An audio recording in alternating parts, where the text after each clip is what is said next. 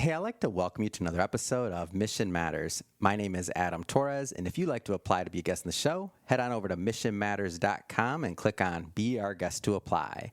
So today I am covering the AI Vibes event held by Tal Navarro, and I'm having so much fun. I was able to get AyseDeniz on the line, and I said that correctly, AyseDeniz? Yeah. Wonderful. Just caught her off stage, had an amazing performance. First off, I just want to say I really enjoyed that performance, and thank you. Thank you so much. I'm glad you enjoyed it. So just to catch the audience up that weren't here, obviously, you got to play with AI. You got to play with a legendary musician as well. Talk to me about that experience. Yeah, it was the first time we incorporated AI with Scott because I've performed with him before. Scott Page, the amazing saxophonist of Pink Floyd and Supertramp. And yeah, he is so humble and just a great person, very modest. So today was like very spontaneous. We first tried to generate some AI beats and then a little bit like showed the audience how it works. And then we jammed over an electronic track I created using AI. Literally, like, really, like, spontaneously, because I told him about this yesterday, because Tal was like, oh, you know, like, are you going to do something? It's amazing. Literally, yeah. Tal was like, oh, I told everybody that you would incorporate AI music in the performance. The AI part was the visual part, and we were like, you did? And so we were like, okay, let's do it. So jammed over that, like, just improvised, and then we did the Pink Floyd arrangement that I have transcribed in the style of Franz Liszt, who is a classical composer. So in my previous project called Pink Floyd Classical Concept, it's basically reimagining Pink Floyd songs as if they were written 200 years ago by this Hungarian classical composer. So it has a lot of like virtuoso passages on the piano. So we created like a new genre in a way because it's not classical and it's not rock. I don't know what it is.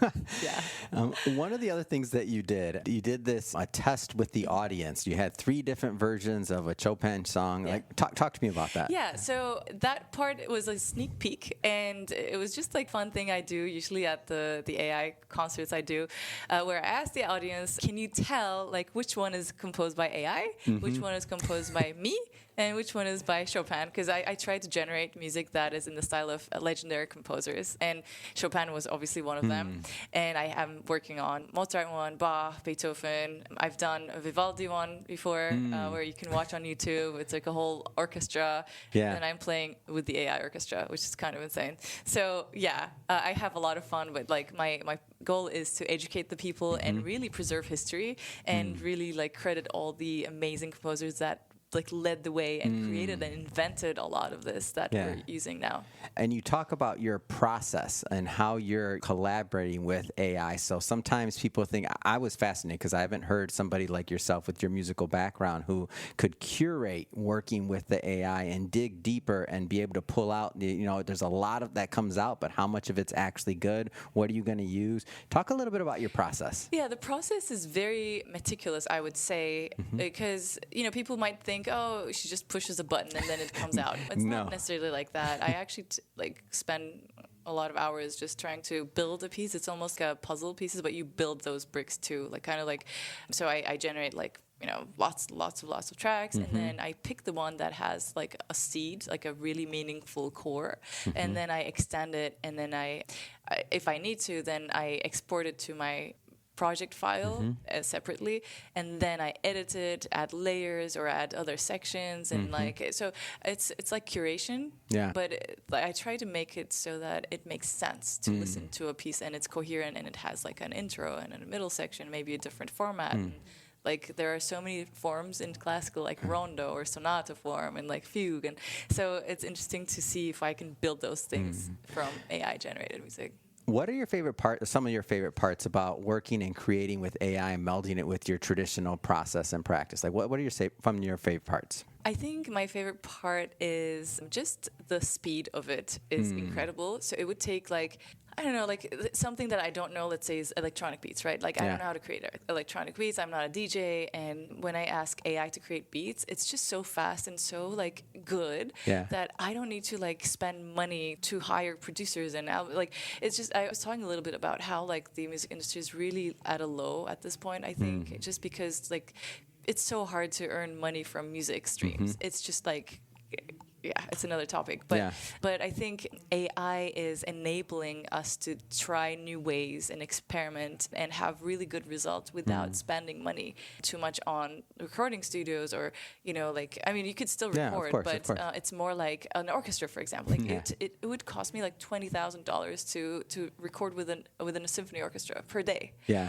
And like, it's just not gonna happen. Like, unless, like, I mean, it has happened before, but only like one time when we were working on a huge project and they sponsored it, and like, so these things are rare, and AI is really benefiting the independent and the up and coming and emerging artists for sure.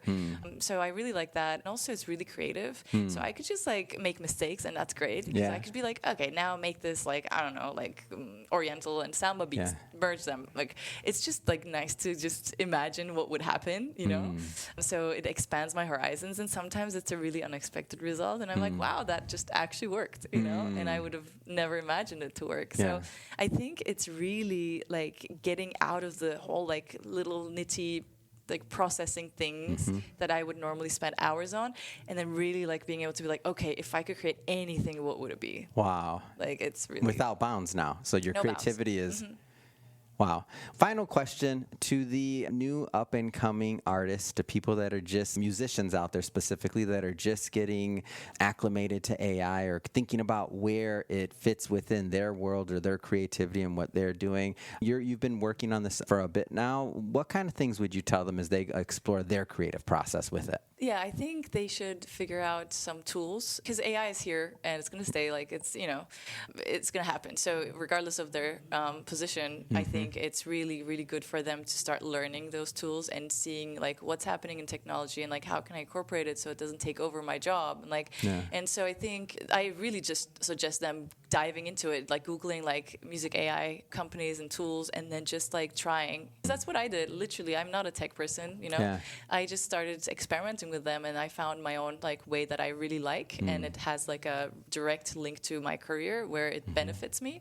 And as a pianist, especially because I love being on stage, it's enabling me to create shows in such speedy ways that was impossible before. Like, you can ask me now, like, create a whole concert in 2 days, based on, I don't know, like ancient Egyptian language, blah, like, I don't know what. And then I could do that literally. Like, I can go home and like start generating all this stuff. And you can do that. I do want, because I want to bring up one thing. I know I said that'd be the last question, but we're still on time. Don't worry, but I know you got to go. But you can do it because you're classically trained. You have all of this, I would say, encyclopedic knowledge of what you went through. And I guess maybe just sprinkle a little bit of this, what you mentioned on stage, because it's not like you're just this, and I don't mean this, no disrespect to anybody that's out there creating or getting started, but you put in the work to be able to do this. Right. Can you just comment on that just for a moment or two? Because that's the way you talk about it. I would have thought one thing, but then when you explained to me the rigor you went through, I'm like, yeah, she can do it, but that's because it's her. Thank you. Well, it's the first time I'm talking about these things now, because I never thought I would speak about it. Basically, in college, I studied piano performance, but also keyboard literature, in which we had to like analyze every piece written for the keyboard instrument, like from like even not just like the grand piano, like all the historic, like harpsichord, clavichord, like all the like earlier instruments too, and even like not even just piano, also Gregorian chants, like just like really early music to now. And we were given in the exams like snippets to either listen to, like let's say like 15 seconds of a piece, and then we would need to exactly tell them who wrote this, which year, where was it, which part of the piece is it. That's the hardest part. Gosh. Like, you would need to tell like it could be like a 30-minute thing. I was thinking, for my little understanding, I'm like, oh, it's like a sommelier. That's what I was thinking when I was saying there. Exactly, what is the grape? like what's the flavor? What's the period? what was the soil like? What was the... It's crazy. And then there are also other exams we had to take where like they would give us sheet music with missing notes. Yeah, gosh. And then we would need to fill in those notes, and then also talk about like what was the structure, and like even like masses, like it's like, oh, we would need to write the notes of a Kyrie or something, or a Hallelujah. But now that, in retrospect, that so training useful. for what you're able to do, sure, you can do a concert or create something, but that's because you have all this massive body of work that you've already put into it. Yeah, so what happens now is when I hear an AI-generated music, I can hear the data. Like I'm like I can hear how that was trained. That blows my mind. And by the then way. I'm like, okay, well, and then I can even hear the specific pieces that were used in the training, cause you know. So and there's a lot of like compositional elements too. Like you know, we have like a theme, and some composers flip it upside down, they reverse it, and like all these cool things they do. But you just need to like hear it, and yeah. So it's been interesting. I like Okay, it. I had to bring that out. I know that said the last one was the final question. That was the final one. Other than, I want you to look into the camera and tell the audience where they can follow you, hear your music, and stay connected. Of course, you can follow me on all social media platforms if you search for AD Pianist. So those are my initials, A, Alpha, Delta, yeah, and pianist as in piano player. I'm on Instagram, Facebook, even my website is adpianist.com. YouTube channel also AD Pianist, and I have a ton of videos, and I've also put some of the last AI compositions that I've created there that I'm playing myself. So yeah, thank you so much for having me. Thank you for coming on, and to the audience, just so you know, we'll put the links to the website and all that good stuff in the show notes. And speaking to the audience, if you haven't hit that subscribe or follow button yet, definitely do that, because this is a daily show. Each and every day we're bringing you new content, new ideas, and hopefully new inspiration to help you along the way in your journey. So hit that follow or subscribe button. And again, thank you so much for making some time for us. Thank you.